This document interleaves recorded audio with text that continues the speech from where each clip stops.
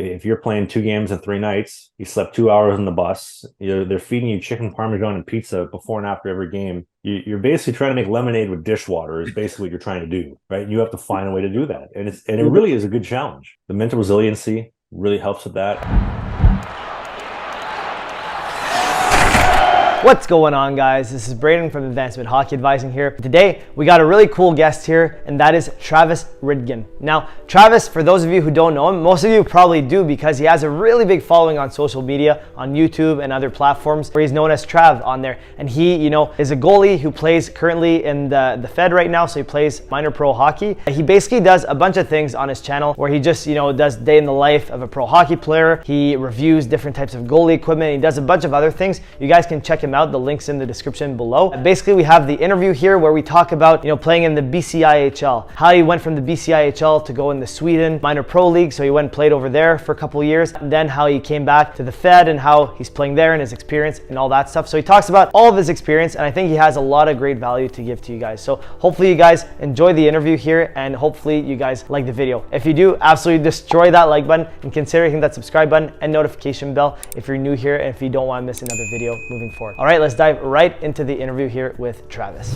All right, so Travis, glad to have you in the house today. How you doing? I'm doing good, man. Thanks for having me on the show. Yeah, for sure. So I guess we can just kind of get started with maybe telling the viewers a little bit about yourself, who you are, what you do, and your hockey background.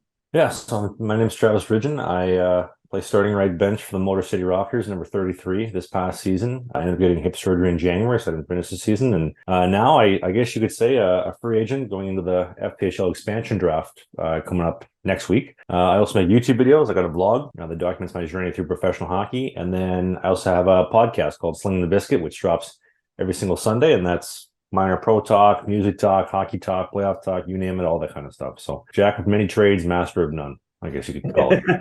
Love to hear. So before we talk about hockey, how the whole social media, all that kind of stuff get started? Yeah, so you got to rewind like 2011, 2012, 15 years old. I was trying to find, and this is a true story, I was trying to find montages of my favorite NHL goalies. I could never find ones that I liked, couldn't find them with the right music, the right clips. I always thought everything else I could find online sucked, and I just thought one day, like, why don't I'll just make my own, right? Like, just do it yourself. So started making these montages, and then after a while, I started running out of space to the computer, and I said, I'll just put them up on YouTube. It's kind of like a storage space, and just click on them, go watch them anytime, and then free up space to the computer, and then fast forward 3 years, people are watching them. I got maybe like 8,000 subscribers, which was pretty big at the time. And then I've always had a passion for video editing. And then one day I just woke up and was like, I don't want to do this anymore. I'm not really proud of it. I think I want to help people in the community, help goalies. I remember, being 9, 10 years old, learning to become a goalie. My dad, he had no idea what he was doing as a goalie parent. And my goal was, I want to help people like that to make informed decisions on gear, on just advice, on anything that I can do to help. So I started posting videos, and you can see the first original video I ever did, a Padskins review from, I guess, almost coming up on close to 8, almost 9 years now.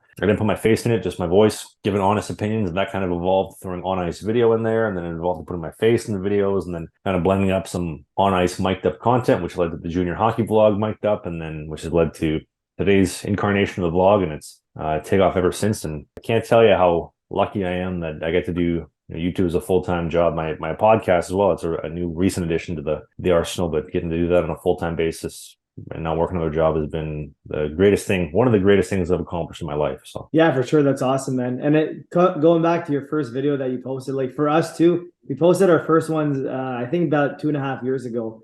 And it's quite like the work in progress. It's definitely a lot different when you look at the first video compared to where the videos are at now. Absolutely. I heard a saying maybe a couple months ago was that you have to make 100 videos. You make 100 videos, you're going to get better. You're going to work on different things. You're going to realize mistakes, and you're going to get better. I mean, I've been fortunate enough. I mean, I have I think 800, probably close to 900 videos on YouTube, and just like the changes in editing, the changes in film style, voiceovers, just the composition, everything has been night and day from video 100 to 300 to 500 to now, and I'm sure you've seen the exact same thing. It's just crazy how like over time that evolves, and just like little small things here and there. Yeah, 100%, man. So coming back to the hockey a little bit, so you went from the KIHL right to the BCIHL, if I'm correct, and KJHL. KJHL. There we go. My bad. I mix up the K, the I, and the J. But anyways, so you go to there. How do you even go about that process? So how'd you go to the BCIHL? Because like not that many people talk about that level of college hockey. How'd that all kind of come about for you? Yeah, so I spent 3 years playing junior B in Manitoba in the Keystone Junior Hockey League, and that's junior B. And then I finished my 20 year of junior, and we can play to 21. And I knew that I wanted to go play college hockey. And at the time, I was playing on a team that was giving up like 50, 60 shots every single night. And I remember telling our GM, I was like, I want to trade, or you got to fix the team because I want to play college hockey, and I'm not in an environment where I can put up numbers and put up something to validate myself as a college hockey eligible worthy goaltender. And he basically told me to, pound sand. We're not changing anything. You can play for me and you can be happy. And then so I ended up holding out. I told him, I'm not going to report it. We don't, make some changes to the team. So I remember I ended up sitting out September, sitting out October, sitting out parts of November. And then finally he traded me for $500 cash in November. And I think he realized that I was serious about this. And then my last year of junior, threw up a 920 save percentage. Still to this date, the best numbers I put up in my life. And ended up doing some recruit trips to different colleges, different universities. And then the VAU Mariners in the BCIHL, the British Columbia Intercollegiate Hockey League. They were one that I was really interested in, did a recruit trip, documented in the podcast many times. I went out there and there was a single member of the coaching staff out there for one skate outside of the goalie coach. And the owner, Miles Parsons, at the time, he took me for breakfast. He said, I'm really sorry that recruit trip hasn't been very good. And I said, well, I would love to live here and play here. Right on the spot, he offered me a letter of intent after not seeing me skate for the whole week that I was there. Got signed, and that's how that basically went. Cool. Awesome. And how'd you like the experience there? The hockey was good, I thought, for sure. The in-team experience, shall we say, was probably the worst I've ever had in my life. I just never felt like I was a part of the team. I never felt welcome. I never felt just any sense of team chemistry or any of that kind of stuff. At least when I was around, I felt from day one they separated the starters from the guys who weren't starters. And if you were one of the starters, great, you're going to get all the practice time, all the ice time, every opportunity. It was basically like you're like a teacher in a union, short of touching a kid, you can't be fired. Basically, was the situation with the Mariners, and they made it so hard to gain any momentum. I mean, the starters are practicing at every team practice, and me and even our fourth goalie, like we're only allowed to come to one practice a week. We get shots when the other goalies tell us to, and it was just so hard to get any momentum. And then come Christmas time, the two starting goalies, I guess they couldn't make it back in time for Christmas for the first game after the break, first 2 games after the break. So they gave me and the fourth goalie, they're like, hey, you guys are both going to start games. Good luck. And keep in mind, I practiced maybe 10 times in the last 3 months because they hadn't really given us any ice time. So I went home at Christmas, tried to do some work and try to make up for that. But it's tough to get up to snuff when you haven't had a lot of reps over such a long period of time. And I remember first game I did really well in the first period. I think I gave 1 goal on 10 shots, whatever it was. Second period kind of fell apart. I gave up like 3 on 10 or maybe 12, whatever it was. I ended up getting pulled when we were winning. So the game's 5-4. We're winning. I get pulled. I remember just going home feeling like dog shit. I'm like, got one opportunity. I tried my best to get one. I pissed it away. I didn't make the most of it. And now the fourth goal is going to go in tomorrow night. He's going to put me to shame. And then funny enough, he went in, did probably twice as worse as I did. He gave 4 goals on 10 shots, got yanked in the first period. And he had just won goalie of the year in junior B in the VIJHL. So he was whole MVP of the playoffs of the league and everything. And he gave up 4 goals on 10 shots, same team, worse result. And then we were down 4-0. We ended up coming back to win that game 5-4 after we changed our goalies, funny enough. So we put up one of the other goalies in. And it just kind of sunk into that point in time that even I thought I was part of the problem, and to an extent I was, but even a guy as good as he was having a hard time finding success in this environment. So I don't think they breeded a successful environment, and it's why I didn't come back the next year. But unfortunately, I couldn't find an opportunity, and I remember coming back, crawling at my feet, asking for forgiveness and a new opportunity, but that never happened. And then everything kind of spun out of control with COVID, and I ended up landing in Sweden, and then that kind of, I guess, got us over to where we are today. For sure. How'd you like the Sweden experience? I loved it, man. It was eye-opening. It was life-changing. It was, I remember, not to sound like too much of a nut, beginning of April 2020, I had an agent that I was working with at the time who I don't work with anymore. But we get this offer from Sweden, Division 2, and he says, we should sit on this. I think there's going to be better opportunities. COVID's going to go away and everything's going to open up. College is where we're going to, make our money. And I said, I think this isn't going away anytime soon. I think this is going to be the way it's going to be for a while. And he told me I was nuts. And I said, you know what, let's sign this offer. We have something, and worst case, we bail on it last minute. But for the time being, at least we have something. So I ended up signing the deal. Funny enough, fast forward to August, everything is still closed except for Sweden. Everybody's scrambling trying to get over there, but then they put an import ban in. So if you weren't signed at that point, like good luck, you can stay home unless you're Connor Bedard, who did come over to Sweden as well. Going over there in August, September 2020, everything is, lunacy back home in Canada and North America. And then Sweden, everything was just all go. Like everything was normal. Like we had, we're skating 4 or 5 days a week. Guys are hanging out after practice. It was really eye-opening, just in the sense like I'm really enjoying this normalcy back, and you start exploring the cities, the countries, and just seeing some different experiences, seeing how the people live their life, the food culture, the language, just the social cues too were night and day different. But I found the hockey style itself is way more catered to my game. I'm a big guy who isn't the greatest mover of all time.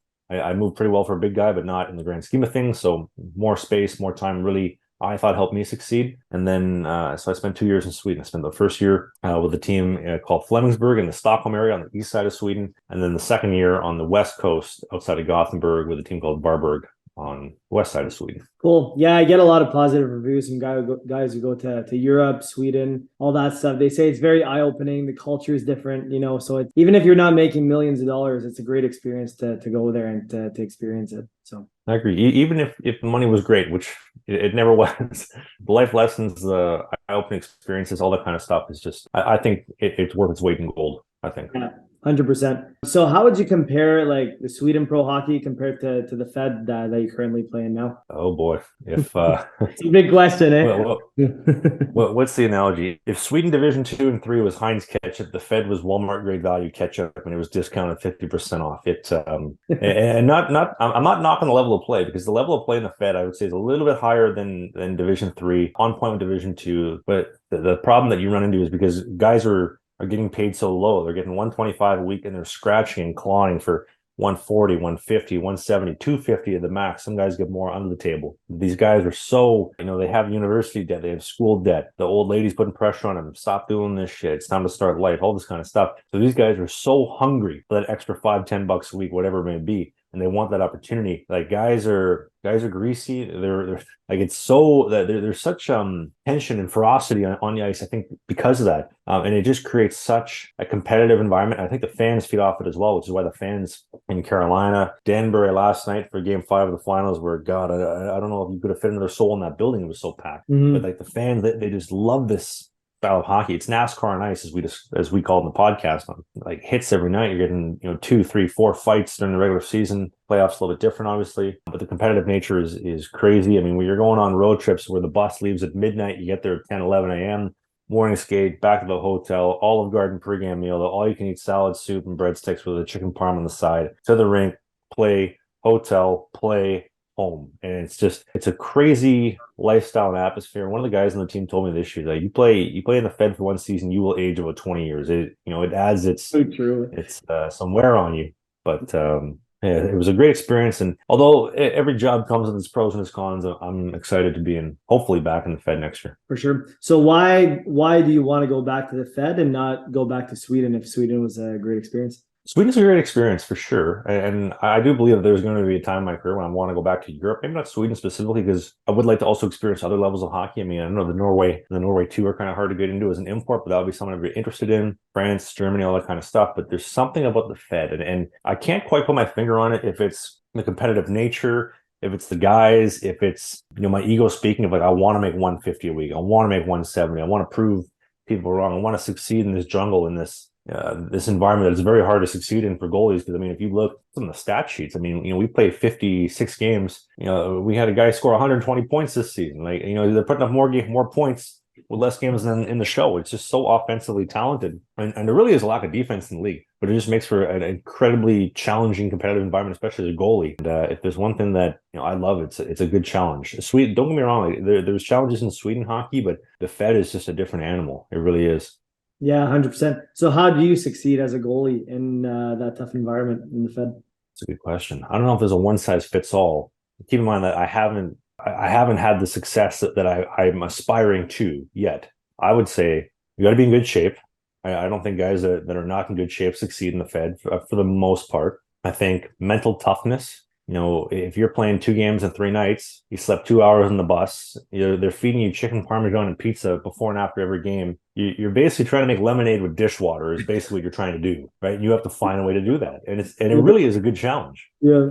So I think the mental resiliency really helps with that. I think being in touch with your body, listening to it, understanding, okay, maybe we don't push as hard today. Maybe we push a little bit harder today. The diet's lacking, the sleep's lacking, the hydration's lacking. Like just being overall in touch with your body, I think is gonna generate success for me specifically. I think looking at footage, being critical, self-coaching, breaking down and diagnosing my own problems of what is the true cause here. I think of goaltending specifically as chess. Okay. And it doesn't matter how good you are. If you're Carey Price, if you're a Trevor Babin, if you're whoever you are, if the puck went in the net, at some point you made a mistake. You can't tell me that you didn't make a mistake. You could sit there and blame the defense. You could say, okay, well, the guy made a nice shot. And true, there are some cases where the guy just makes a great shot and you got beat. But the reality is it's like chess and you made a mistake somewhere along the lines. So there's always room to diagnose the problem, to critically analyze it, and adjust from there and fix the problem. I think that's what's so addicting about goaltending is you never truly solve the problem. You never beat the game, right? You continue playing on, the game gets harder, the competition git's smarter, and more problems arise. It's almost like 2 steps forward, 1 back. And that's just the magic of it, specifically in the Fed, whether we're talking about on the ice or off the ice. But like I said, it really is, you're trying to make lemonade out of dishwater. Yeah, I commend you guys, man. The Fed's a struggle, and for goalies, it's a very tough league to play in. So I commend you for trying to play in that league and doing well. So for a guy like you that's just like kind of starting in the Fed and that's not getting that many games to start, and obviously the goal is to be the starter one day and all that kind of stuff. Like you touched on mental resiliency. How important is that when it comes to, trying to keep the motivation, to keep grinding and to eventually get that starter position? If you look at the entire league, players, goalies wise, whatever, you start looking at rosters and you start getting to know guys and understand guys, you start realizing that there really is a massive hole across the board with mental resiliency, guys willing to battle through adversity. And I mean, to get into the league, you have to have a lot of that because you don't want to go live in Fraser, Michigan. You don't want to go live in, Harrington, Delaware and slug it out for, I don't know, 30 plus weeks of the season, getting $100 a week, $125 a week, living in a frat house because you're not mentally resilient. You are to begin with. But it's the next level, I believe, of that mental toughness that separates the guys that are good from the guys that are okay and the guys that bounce around everywhere. I don't know if that necessarily answers your question, but that's kind of where I see the big holes at. Like some guys are just good and they can play there. Other guys maybe want it a little bit more.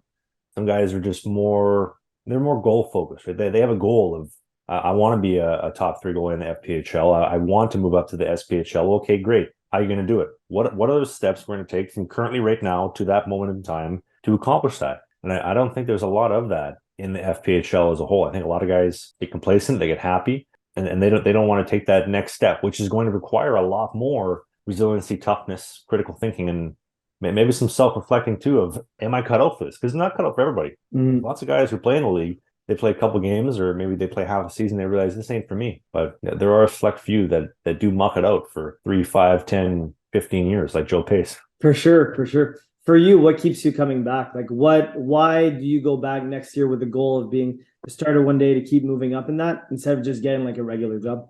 Well, I think you have to keep in mind that most guys quit because, like I mentioned before, the missus is putting pressure. Let's start life. Let's get realistic. And that's totally understandable. Other guys have student university debt they have to pay off and they want to get that over and done with. So they're not tied to that for the rest of their life. Understandable. Some guys also just fall in love with the game. Like there's plenty of guys in the Fed that generally don't love hockey, but they're just good at it. And it's a good way to make a couple bucks, I'm sure, as you'd know. What keeps me coming back and wanting to come back is that I personally have solved all those problems with the vlog and the podcast. Like I went to university for free on scholarship sponsorship money, so that's not a problem. Yep. I don't have to start real life and get a real job anytime soon because in a roundabout way, playing in the Fed is my life. It is my job, and not at $125 a week, but being subsidized by the vlog, the podcast, the sponsors, all this type of stuff. So that's all solved, which I think is the major problem across the board in pro hockey. Whether we're talking the Fed, SP, even the East Coast. Even probably to an extent the American League, guys that graduate with NCAA Division I degrees in science, business, kinesiology, whatever they do, they can make more money doing that than making $40,000 a year in the American League, right? It's peanuts with when you're comparing the two. But that problem has been solved with the blog and the podcast, and it just allows me to fulfill my dream of I wanted to play professional hockey my entire life as a kid, and I can do that. I can be patient. I can wait in the wings for an opportunity. I guess if you want to call it eating shit in different moments, because that's what a lot of it is, I'm sure, as you would know. But yeah, that's the secret sauce. It's just patience, waiting for the right opportunity. The early bird gets the worm, and if you can get greasy enough, you slither your way into an opportunity. For sure, man. So you're saying the key is for everybody to start a podcast so they can all sustain themselves and play in the Fed. I mean, you have guys who live out their savings during the season, which is great. You have other guys that, the parents funnel them money. I mean, we had one guy on the team Motor City. I don't think he's ever worked a real job in his life, but he's driving a Cadillac. You gotta put two and two together. How did that come to be? Oh yeah, nicest car in the parking lot for sure. Yeah. I don't own a vehicle, so I don't know what that's like. I take public transit basically everywhere I go. So, but yeah, there's definitely a good amount of that. No, for sure. I think that's it. The main problem I've seen with some buddies that play in it. Well, one, the Fed's a very tough league to play in. It's a very it's good hockey, but it's a tough league to play in. And two is the money. Money's like the biggest issue. Like you said, some guys that graduate from these big D1 schools or even D3 schools, they play like in the Fed. They don't get that much. They could get a job in, let's say, kinesiology, whatever, and do a lot better there, in terms of the financial situation. So I think that could be a big deterrent, even though people do love hockey. It's tough sometimes when you can't subsidize yourself. So in your case, it's really cool, man, that you got the vlog, the podcast, everything going, that you can kind of keep yourself going. And that way you can be more patient, and long-term you can achieve that goal of, playing more and moving up the ranks and everything. So that's awesome, man. Appreciate that. I think a lot of careers are money driven in that sense of like, if I'm not making the money that I want over a certain period of time, well, it's time to pack up the tent and close the shop, right? For sure. Like the old lady putting pressure, all this kind of stuff. With as I mentioned, with solving those problems and specifically the financial problems, and even to an extent the ego of I'm only making 125 a week. Well, I can actually pay my groceries this month. I know 70% of the guys in the league have gambling and alcohol addiction, which I mean it kind of helps, I guess, put those problems away. But if you can find a way to just save money and not go broke during the season, and maybe even to an extent finding a decent job in the summer that takes care of you, I think you could be in the exact same boat as I am. 100%. So I guess to kind of wrap up the interview here, any last piece of advice you'd like to give to goalies out there, to players, like about pro hockey or about anything in hockey specifically? Critically think. Not everything you're told is true. Always ask questions. Always ask why. Does this make sense? And this is going to be the best for me. So many people, and I was, and to an extent, I still am one of these people where what you're being told at face value, you take it and you run with it, and then it turns out not to be true. You're upset, again, a big blow to the ego, and eventually it ends up growing resentment towards the game. Ask questions, critically think, separate the business from the professional side, or the personal side, excuse me. That is so key. You come in the morning at 9 a.m., personal, we're preparing. I'm going to go for the morning skate, do my job. This is my childhood dream. This is fun. This is what we love. Practice is done. Okay, it's business. GM wants to talk. We got to talk business. We got to talk numbers. We got to talk performance. Game time. I'm being benched or whatever. I'm getting shit on my coach. It's not personal. Separate it, or it will eat you alive. Yeah, 100%. Separating that, it's so key, and it's so hard to do for young players when they're coming up.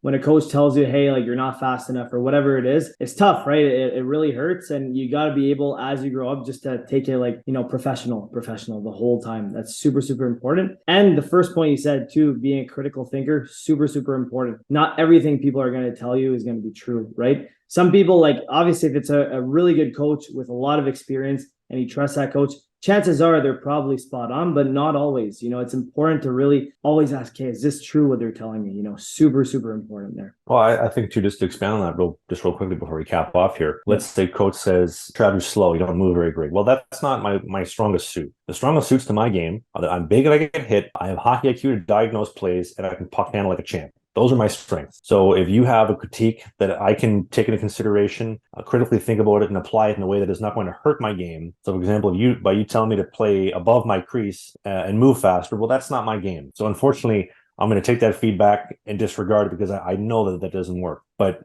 if coach gives me feedback, it is my job as a professional to ask myself, why is he telling me this? What can I do with it? How can I keep him happy? Because at the end of the day, he's the gatekeeper and holds the Willy Wonka ticket to the chocolate factory for me to play games and have minutes. And it's for everybody. It's not just a goalie. And that is your key to success and lasting in pro hockey. It's a business, and you got to keep the manager happy at the end of the day, really.